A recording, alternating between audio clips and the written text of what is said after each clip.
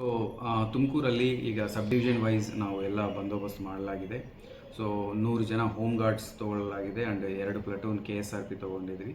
And ಎಲ್ಲ ಕಡೆ barricading ಮಾಡಿಕೊಂಡು ಪಿಕೆಟ್ಸ್ ಮಾಡಿಕೊಂಡು ಬಂದೋಬಸ್ತ್ ಮಾಡಲಾಗಿದೆ.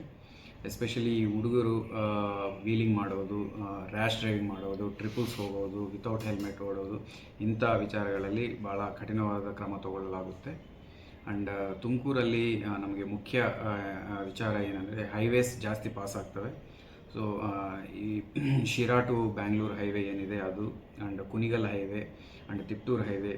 ಸೊ ಈ ನೈಟ್ ಟೈಮ್ ಮೂಮೆಂಟ್ ಜಾಸ್ತಿ ಇರೋದ್ರಿಂದ ಸೊ ಟ್ರಾಫಿಕ್ ಡ್ಯೂಟಿಗೆ ನಾವು ಮೆನ್ನು ಹಾಕ್ಕೊಂಡಿದ್ದೀವಿ. ಸೊ ಹೈವೇ ಪ್ಯಾಟ್ರೋಲ್ ವೆಹಿಕಲ್ಸ್ ಇದ್ದಾವೆ ಆ್ಯಂಡ್ ನ್ಯಾಷನಲ್ ಹೈವೇ ಅವ್ರದ್ದು ಪ್ಯಾಟ್ರೋಲ್ ವೆಹಿಕಲ್ಸ್ ಇದ್ದಾವೆ. ಸೊ ಅವ್ರದ್ದು ಸಹ ನಾವು ಸಪೋರ್ಟ್ ತೊಗೊಂಡು ಸ್ಮೂತ್ ಮೂಮೆಂಟ್ಗೆ ಇದು ಮೆಜರ್ಸ್ ತೊಗೊಂಡಿದ್ದೀವಿ. ಆ್ಯಂಡ್ ಎಸ್ಪೆಷಲಿ ಕುಣಿಗಲ್ ಕಡೆ ನಮಗೆ ಚಿಕ್ಕಮಂಗ್ಳೂರು ಆ್ಯಂಡ್ ಮಂಗಳೂರು ಕಡೆ ಈ ಬೈಕರ್ಸ್ ಜಾಸ್ತಿ ಹೋಗೋಕ್ಕೆ ಮತ್ತು ಬ್ಯಾಂಗ್ಳೂರಿಂದ ನೈಟ್ ಔಟ್ ಮಾಡೋಕ್ಕೆ ಇವರು ಆಚೆ ಬರೋಕ್ಕೆ ಅವಕಾಶ ಇರುತ್ತೆ. ಅಲ್ಲಿನೂ ನಾವು ಆದಷ್ಟು ಸೆಕ್ಯೂರಿಟಿ ಅರೇಂಜ್ಮೆಂಟ್ಸ್ ಮಾಡಿದ್ವಿ.